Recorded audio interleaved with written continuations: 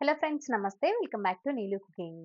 ಇವತ್ತಿನ ವಿಡಿಯೋದಲ್ಲಿ ನಾನು ನಿಮಗೆ ಕಡಲೆ ಬೀಜ ಮತ್ತೆ ಬೆಂಡೆಕಾಯಿನ ಉಪಯೋಗಿಸ್ಕೊಂಡು ಒಂದು ಒಳ್ಳೆ ರೀತಿಯಲ್ಲಿ ಗೊಜ್ಜನ್ನ ತೋರಿಸ್ಕೊಡ್ತಾ ಇದ್ದೀನಿ. ತುಂಬಾನೇ ಚೆನ್ನಾಗಿರುತ್ತೆ.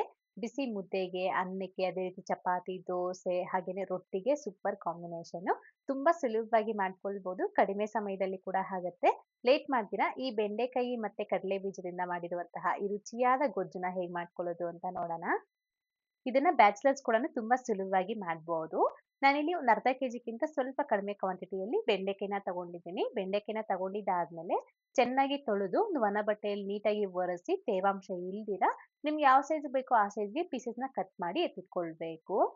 ಈಗ ನೆಕ್ಸ್ಟ್ ಈ ರೀತಿ ಒಂದು ಕುಕ್ಕರ್‌ನ ತಗೊಂಡು ಅದ್ರಲ್ಲಿ ಕಡಲೆ ಬೀಜನ ಹಾಕ್ಕೊಳ್ತಾ ಇದ್ದೀನಿ. ನಿಮ್ ಹತ್ರ ಹಸಿ ಕಡಲೆ ಬೀಜ ಇದ್ರೆ ನೀವು ಅದನ್ನೇ ಹಾಕ್ಕೊಳ್ಬೋದು. ಅದಿಲ್ಲ ಅಂದ್ರೆ ನೀವು ಈ ರೀತಿ ಒಣ ಕಡಲೆ ಬೀಜನ ಹಾಕ್ಕೋಬಹುದು.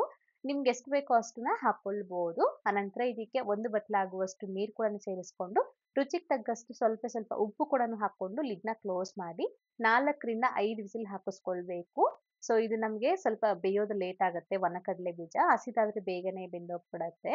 ಇದನ್ನ ನೀವು ಬೇಕು ಅಂತಂದ್ರೆ ನೆನೆಸ್ಬಿಟ್ಟಾದ್ರೂ ಹಾಕಿ ಬೇಯಿಸ್ಬೋದು. ಬೇಗನೆ ಬೆಂದೋಗ್ಬಿಡತ್ತೆ. ನೋಡ್ಬೋದಲ್ವಾ? ಈ ತರ ಬೇಯಿಸ್ಕೊಂಡ್ರೆ ಸಾಕು. ತುಂಬಾ ಸಾಫ್ಟ್ ಆಗಿ ಬೇಯಿಸೋ ಅವಶ್ಯಕತೆ ಇರೋದಿಲ್ಲ.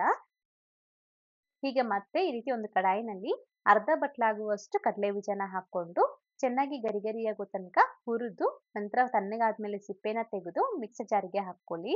ಮತ್ತೆ ಇದಕ್ಕೇನೆ ಸ್ವಲ್ಪ ಖಾರದ ಪುಡಿ ಮತ್ತೆ ಉಪ್ಪು ಅದೇ ರೀತಿ ಒಂದು 4 ಪೀಸ್ ಆಗುವಷ್ಟು ಬೆಳ್ಳುಳ್ಳಿ ಹೆಸರನ್ನ ಹಾಕೊಂಡು ಸ್ವಲ್ಪ ತರಿತರಿಯಾಗಿ ರುಬ್ಕೊಳ್ಳಿ. ಈ ಪುಡಿ ಹಾಕೋದ್ರಿಂದ ನಮ್ಗೆ ಈ ಗ್ರೇವಿ ಅನ್ನೋದು ಗಟ್ಟಿಯಾಗಿ ಬರುತ್ತೆ. ಅದೇ ರೀತಿ ರುಚಿಯಾಗಿ ಕೂಡನು ಇರುತ್ತೆ. ಮಿಸ್ ಮಾಡದೆ ಈ ರೀತಿ ಪುಡಿನ ಮಾಡಿ ಎತ್ತಿಟ್ಕೊಳ್ಬೇಕು. ಮತ್ತೆ ಈಗ ಈ ಬೆಂಡೆಕಾಯಿ ಫ್ರೈ ಮಾಡ್ಕೊಳ್ಳೋದಕ್ಕೋಸ್ಕರ ಒಂದು ಕಡಾಯಿನಲ್ಲಿ 1 ಟೇಬಲ್ ಸ್ಪೂನ್ ಆಗುವಷ್ಟು ಎಣ್ಣೆಗೆ ನಾವು ಕಟ್ ಮಾಡಿ ಎತ್ತಿಟ್ಕೊಂಡಿರೋ ಈ ಬೆಂಡೆಕಾಯಿ ಪೀಸಸ್‌ನ ಹಾಕ್ಕೊಂಡು ಚೆನ್ನಾಗಿ ಒಂದು 8 ರಿಂದ 9 ನಿಮಿಷಗಳ ಕಾಲ ಫ್ರೈ ಮಾಡ್ಕೊಳ್ಬೇಕು. ಅದು ಸ್ವಲ್ಪ ಬಿಡಿ ಬಿಡಿಯಾಗಿ ಆಗೋ ತನಕ ಈ ರೀತಿ ನೋಡಿ ಈ ತರ ಆಗೋ ತನಕನು ಬೆಂಡೆಕಾಯಿನ ಫ್ರೈ ಮಾಡ್ಬಿಟ್ಟು ಒಂದು ಪ್ಲೇಟ್‌ಗೆ ಹಾಕಿ ಎತ್ತಿಟ್ಕೊಳ್ಳಿ. ಈ ರೀತಿ ನಾವು ಬೆಂಡೆಕಾಯಿನ ಫ್ರೈ ಮಾಡಿ ಮಾಡ್ಬೇಕು. ಆಗ್ಲೇ ಚೆನ್ನಾಗಿರೋದು. ಇಲ್ಲಾಂದ್ರೆ ತುಂಬಾ ಬಂಕ್ ಬಂದ್ಬಿಡತ್ತೆ. ಈಗ ಮತ್ತೆ ಅದೇ ಕಡಾಯಿನಲ್ಲೇನೆ ಒಂದ್ 2 ರಿಂದ 3 ಟೇಬಲ್ ಸ್ಪೂನ್ ಆಗುವಷ್ಟು ಎಣ್ಣೆ ಹಾಕ್ಕೊಂಡು, ಬಿಸಿಯಾಗಿದ ನಂತರ ಇದಕ್ಕೆ ಒಂದು 1/4 ಟೀ ಸ್ಪೂನ್ ಆಗುವಷ್ಟು ಸಾಸಿವೆ ಕಾಳನ್ನ ಹಾಕ್ಕೊಂಡು ಸಿಡಿದಾದ್ಮೇಲೆ ಇದಕ್ಕೆ ಅರ್ಧ ಟೀ ಸ್ಪೂನ್ ಆಗುವಷ್ಟು ಜೀರಿಗೆ, ಅದೇ ರೀತಿ ಒಂದ್ 2 ರಿಂದ 3 ಒಣಗಿದ ಮೆಣಸಿನಕಾಯಿ, ಸ್ವಲ್ಪ ಒಂದ್ 4, 5 ಪೀಸ್ ಆಗುವಷ್ಟು ಬೆಳ್ಳುಳ್ಳಿನ ಜಸ್ಟ್ ಕ್ರಷ್ ಮಾಡ್ಬಿಟ್ಟು ಹಾಕಿ, ಅದೇ ರೀತಿ ಸ್ವಲ್ಪ ಕರ್ಬೇವಿನ ಸೊಪ್ಪನ್ನ ಹಾಕ್ಕೊಂಡು ಸ್ವಲ್ಪ ಫ್ರೈ ಮಾಡ್ಕೊಂಡಿದ್ ನಂತರ ಇದಕ್ಕೆ ಒಂದ್ 2 ಈರುಳ್ಳಿನ ಸಣ್ಣದಾಗಿ ಕಟ್ ಮಾಡಿ ಹಾಕ್ಕೊಂಡು ನೀಟಾಗಿ ಫ್ರೈ ಮಾಡ್ಕೊಳ್ತಾ ಸ್ವಲ್ಪ ಲೈಟ್ ಆಗಿ ಕಲರ್ ಚೇಂಜ್ ಆಗೋ ತನಕ ಇದನ್ನ ಫ್ರೈ ಮಾಡ್ಕೊಳ್ಬೇಕು. ಈ ತರ ಈರುಳ್ಳಿ ಕೂಡನು ಚೆನ್ನಾಗಿ ಫ್ರೈ ಆಗಿದ ನಂತರ ಇದಕ್ಕೆ ಒಂದು 3 ಟೊಮೊಟೊ ಹಣ್ಣನ್ನ ಚೆನ್ನಾಗಿ ಹಣ್ಣಾಗಿರೋ ಟೊಮೊಟೊ ಹಣ್ಣು ತಗೊಳ್ಳಿ. ಆಗ ನಮ್ಗೆ ಗ್ರೇವಿ ಚೆನ್ನಾಗಿ ಬರುತ್ತೆ. ಹಾಕ್ಕೊಂಡ್ಬಿಟ್ಟು ಚೆನ್ನಾಗಿ ಸ್ವಲ್ಪ ಸಾಫ್ಟ್ ಆಗೋ ತನಕ ನಾವ್ ಇದನ್ನ ಫ್ರೈ ಮಾಡ್ಕೊಳ್ಬೇಕು. ಅದಕ್ಕೇನೆ ಸ್ವಲ್ಪ ಉಪ್ಪು ಮತ್ತೆ ಅರಿಶಿಣದ ಪುಡಿ ಕೂಡನು ಹಾಕ್ಕೊಂಡು ಚೆನ್ನಾಗಿ ಮಿಕ್ಸ್ ಮಾಡಿ ಪ್ಲೇಟ್‌ನ ಮುಚ್ಚಿಬಿಟ್ಟು ಆ ಟೊಮೊಟೊ ಹಣ್ಣು ಸ್ವಲ್ಪ ಮೆತ್ತಗಾಗೋ ತನಕ ನಾವ್ ಇದನ್ನ ಒಂದು ಕಡಿಮೆ ಉರಿಯಲ್ಲಿ ಬೇಯಿಸ್ಕೊಳ್ಬೇಕು. ಒಂದು 2, 3 ನಿಮಿಷಕ್ಕೆ ನಮ್ಗೆ ಈ ರೀತಿ ಟೊಮೊಟೊ ಹಣ್ಣು ಮೆತ್ತಗಾಗ್ಬಿಟ್ಟು ಸ್ವಲ್ಪ ಗೊಜ್ಜಾಗಿ ಆಗಿರತ್ತೆ.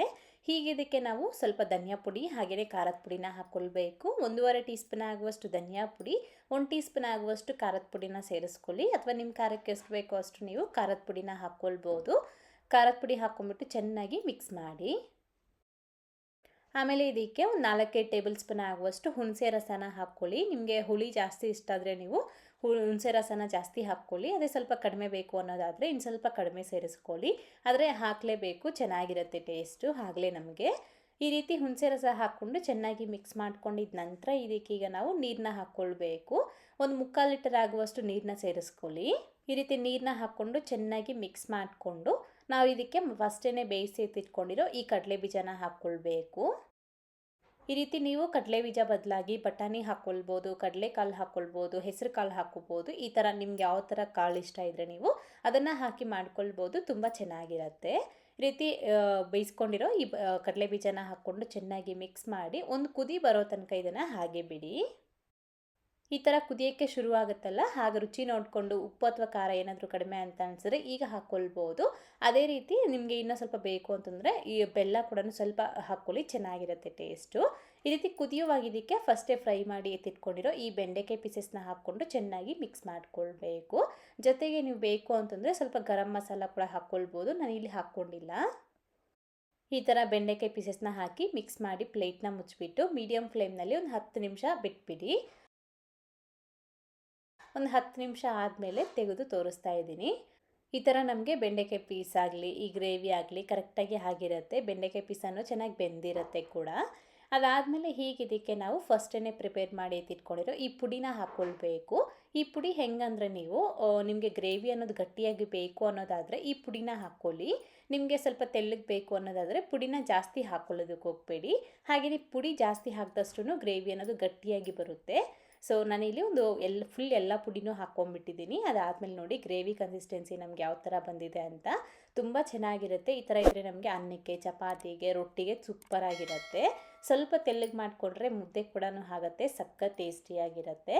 ನೋಡಿದ್ರಲ್ವಾ, ಆ ಪುಡಿ ನೀವು ಇನ್ನೂ ಬೇಕು ಅಂತಂದರೆ 1 ತಿಂಗಳ ತನಕ ಸ್ಟೋರ್ ಕೂಡ ಮಾಡಿ ಎತ್ತಿಟ್ಕೊಳ್ಬೋದು. ಅಷ್ಟೇ ನಮಗೆ ಈ ಕಡಲೆ ಬೀಜ ಮತ್ತು ಬೆಂಡೆಕಾಯಿ ಹಾಕಿ ಮಾಡಿರುವಂತಹ ಗೊಜ್ಜು ರೆಡಿಯಾಗಿದೆ. ನೀವು ಕೂಡ ಈ ಥರ ಟ್ರೈ ಮಾಡಿ. ಇಷ್ಟ ಆದರೆ ತಪ್ಪದೆ ಒಂದು ಲೈಕ್ ಮಾಡಿ, ಹಾಗೆ ನಿಮ್ಮ ಫ್ರೆಂಡ್ಸ್ಗೆ, ಫ್ಯಾಮಿಲಿ ಮೆಂಬರ್ಸ್ಗಳನ್ನು ಶೇರ್ ಮಾಡಿ. ಮತ್ತಷ್ಟು ರೆಸಿಪೀಸ್ಗಾಗಿ ನೀಲು ಕುಕಿಂಗ್ ಚಾನಲ್ಗೆ ಸಬ್ಸ್ಕ್ರೈಬ್ ಆಗಿ, ಹಾಗೆ ಪಕ್ಕದಲ್ಲೇ ಬರುವಂತಹ ಬೆಲ್ ಬಟನ್ನ ಆ್ಯಕ್ಟಿವೇಟ್ ಮಾಡಿ. Thank you. Keep watching Neelu cooking.